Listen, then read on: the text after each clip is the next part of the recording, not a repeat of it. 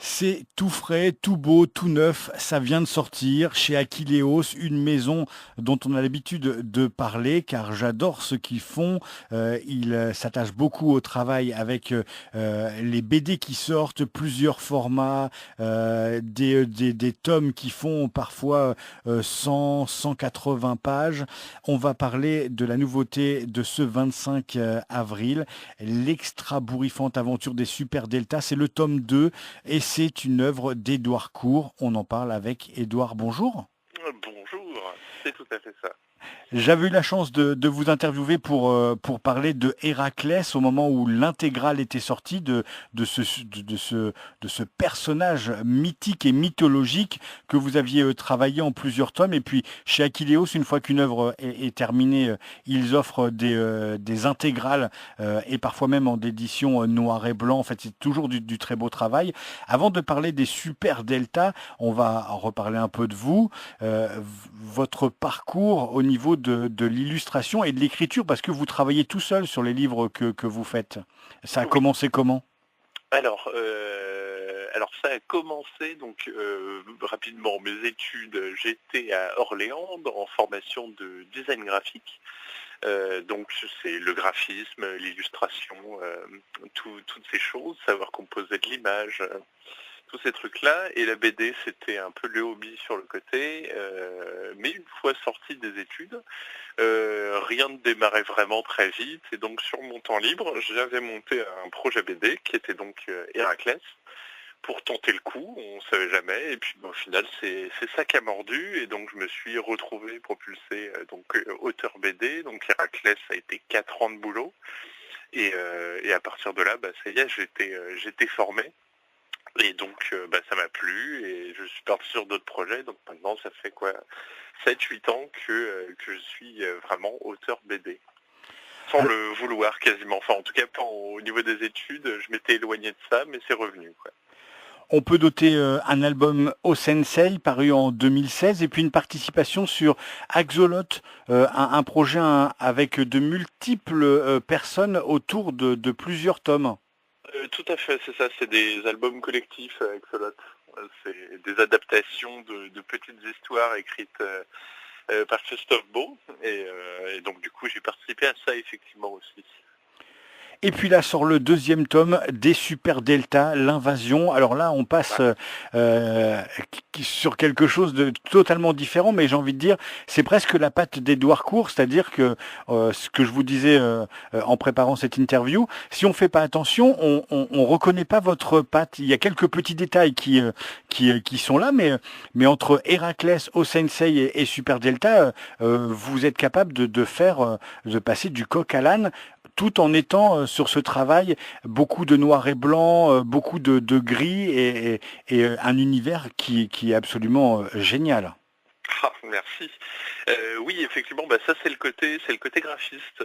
C'est finalement, contrairement à peut-être des illustrateurs ou auteurs BD qui vont chercher un style qui leur permette de raconter toutes les histoires et justement d'avoir quelque chose de plus reconnaissable peut-être.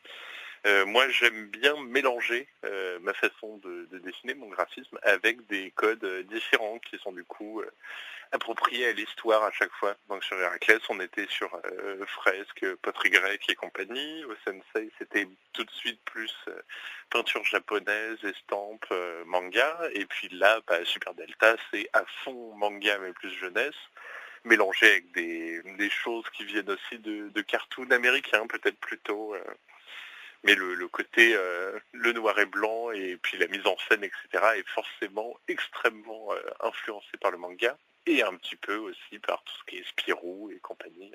J'ai mélangé tout ce que j'aimais en jeunesse sur celui-là. Et du coup, on peut imaginer que plusieurs univers sont source d'inspiration pour vous, parce que Héraclès, on peut comprendre que la mythologie, et puis là, dans Super Delta, on pourrait très bien imaginer que vous avez été aussi bercé par les comics américains et ces super-héros. Ah bah oui, oui, oui. Bon, il y a beaucoup aussi de ce qu'ils appellent le Sentai au Japon, donc les Bioman et autres Power Rangers, qui sont vraiment la source numéro un, même de l'histoire. Mais oui, moi les influences sont extrêmement vastes, hein, et je pioche un peu partout et puis c'est pour ça du coup je brouille les pistes, j'en mélange assez pour qu'on ne me reconnaisse plus et que du coup voilà on pense plutôt à ce graphisme, qu'est-ce qu'il me dit sur l'histoire, plutôt que de chercher mon dessin, ma façon d'approprier les choses. Est-ce que la patte d'Édouard Court, c'est aussi de trouver l'histoire qui fait mouche? C'est-à-dire que raconter une histoire de super-héros, après tout, pourquoi pas? Là, les Super Delta, c'est pas que ça. C'est juste une fausse équipe, en fait. C'est pas l'équipe qui était attendue au départ. C'est ça, ça c'était le point de départ, justement, je m'imaginais, quand je suis parti je voulais bosser sur une série jeunesse, c'était vraiment le point de départ. Et très vite, j'ai repensé à ces personnages, justement les Power Rangers, dont j'étais fan étant petit, mais qui pourtant étaient justement les histoires où déjà à l'époque, j'avais des soucis avec, il y avait des trucs qui me plaisaient moins. Donc j'adorais quand ils se transformaient, tout ça, mais par contre tout l'aspect personnage et humain ne me parlait pas du tout. Et donc la réflexion de base qu'a créé cette histoire était un peu de se dire qu'est-ce qui se passe si pour une fois ils sont pas comme par hasard pile poil ce qu'il faut pour le job. Et donc voilà, de faire une équipe un peu de bras cassés ou en tout cas non fonctionnelle à la base et de jouer avec ça. Donc tout est parti de là et puis après j'ai brodé autour, j'ai trouvé une histoire qui a émergé. Mais c'était vraiment ça que j'avais envie de changer, ce côté à chaque fois héros trop parfait censé être choisi au hasard. Et voilà, et ça a donné les Super Delta, donc avec une grand-mère et un pigeon qui doit faire équipe avec des gamins. Deux gamins, amis, et puis une adolescente. Alors au début, on se dit comment ils vont s'en sortir parce que ils ont chacun un peu un côté qui peut tout faire basculer du mauvais côté. Et puis ils sont obligés de travailler ensemble. Donc il y a quand même quelque chose qui commence à émerger et on le voit notamment dès le début de ce numéro 2. Tout à fait, c'est ça. C'est qu'ils sont obligés un petit peu, comme tout le monde qui se retrouve en fait dans une situation un peu bordélique. Et c'est ça qui m'intéresse maintenant, c'est justement comment se crée une synergie de groupe qui des fois peut être au pif, mais au final ça donne des fois des résultats peut-être même plus intéressants que des gens faits pour travailler ensemble à la base. L'humour est omniprésent au moment où parfois même on s'y attend le moins. C'est-à-dire que vous arrivez à casser l'ambiance avec des petits traits d'humour. Alors il y a ces deux personnages pré-ados fans de jeux vidéo qui eux nous éclatent à chaque réplique. Mais de temps en temps il y a des choses qui arrivent, on s'y attend pas et ça redonne du boost encore plus à l'histoire. Alors ça, pour le coup, c'est tout ce que j'adore justement dans des séries jeunesse, peut-être même plus récentes comme Adventure Time, Steven Universe, des choses justement comme ça où il y a beau avoir des histoires très très très graves, des fois même un peu tragiques, il y a toujours justement ces petits traits d'humour, ces petites choses qui font qu'on ressort un petit peu, on est au sérieux, puis au sérieux. J'aime bien ce rebond, et puis surtout, c'était comme c'est une série vraiment pensée pour les gamins, j'ai envie qu'ils s'amusent, qu'ils aient plein de petits trucs à regarder, à penser, etc. Donc oui, il faut dynamiser tout le temps. Chose réussie avec notamment le bonnet bleu qui change de forme à chaque case. C'est assez hallucinant. Et puis il faut noter que la couleur, donc le côté Power Rangers est bien présent puisque sur la pochette on le voit bien, que la BD est en noir et blanc, sauf les traits de couleur des héros en fait.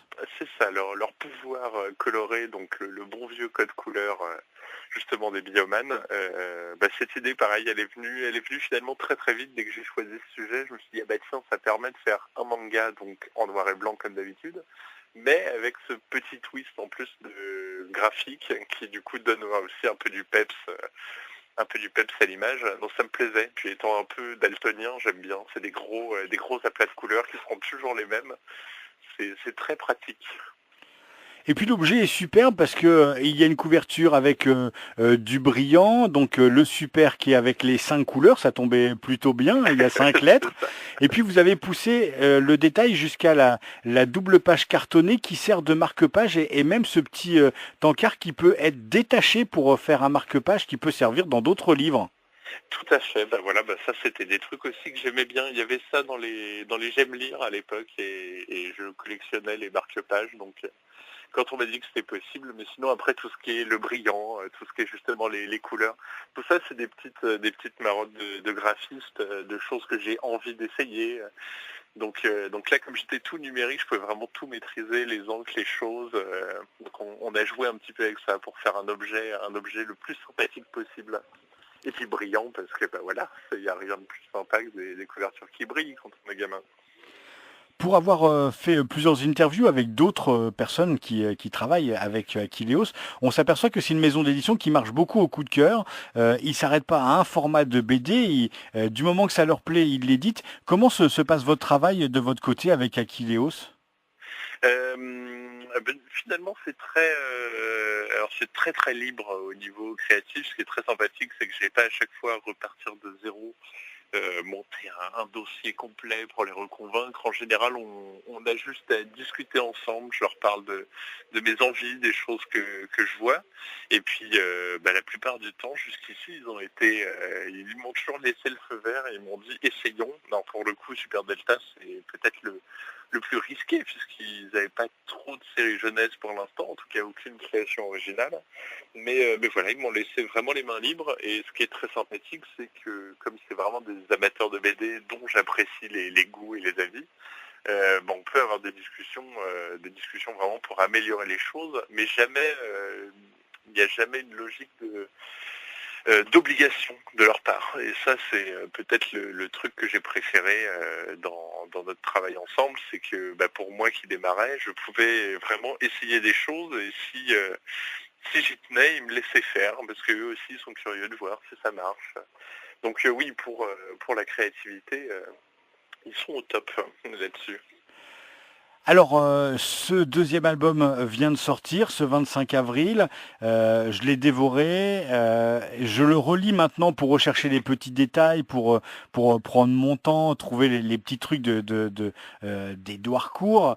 Mais maintenant, on a presque envie de dire, c'est quoi la suite de ces Super Delta? Parce que il y aura forcément un tome 3, voire plus. Tout à fait. Alors, c'est une série qui est prévue en 5 tomes, avec peut-être un jour un sixième, mais presque spin-off, qui serait une histoire parallèle. Mais pour l'instant, oui, j'ai une histoire extrêmement claire en tête. Donc le 3, je sais très bien ce qu'il s'y passe. Et je compte bien réaliser tout ça le plus vite possible. Mais pour le 3, j'attends un tout petit peu d'avoir quelques retours justement sur le 2 de lecteurs, avoir les avis des enfants, pour un petit peu savoir où j'en suis. Et le 3 représentera aussi un bond dans le temps dans l'histoire, parce que là, entre le 1 et le 2, il se passe à peine 24 heures. Mais du coup, le 3 nous mènera peut-être beaucoup plus loin. Donc voilà, je me laisse un petit peu de temps pour faire mûrir tout ça, mais l'histoire est déjà calée. Je sais ce qu'il se passera. On peut en profiter pour signaler que ce volume, le tome 2, L'Invasion, fait partie de la sélection jeunesse 2018 du Festival international de la bande dessinée d'Angoulême. Tout à fait. Alors c'était le tome 1 qui était dans la Pardon. sélection, du coup, mais on a mis l'autocollant sur le 2, parce que c'est celui-là qui est nouveau. Mais effectivement, le tome 1, j'ai eu ce petit plaisir d'être dans cette sélection très serrée. Et on appréciera même en tant qu'adulte, je peux vous l'assurer. Non, non, mais c'est ça qui est bien, c'est que ça peut faire peur parce que c'est étiqueté jeunesse et en fait, on peut s'y retrouver en tant qu'adulte parce que après tout, les Power Rangers, ça nous a parlé et les mangas, ça nous parle encore. Il y Tout a, à il fait. y a, il y a quand même un petit côté noirceur. Les vilains, quand ils se transforment en corbeaux, il est pas. On se dit que pour la jeunesse, ça peut peut-être faire peur, non? Ah, presque un petit peu, mais en même temps, quand on était gamin, justement, enfin dans Power Rangers, il y avait des monstres aussi terrifiants, dignes presque des fois de films d'horreur.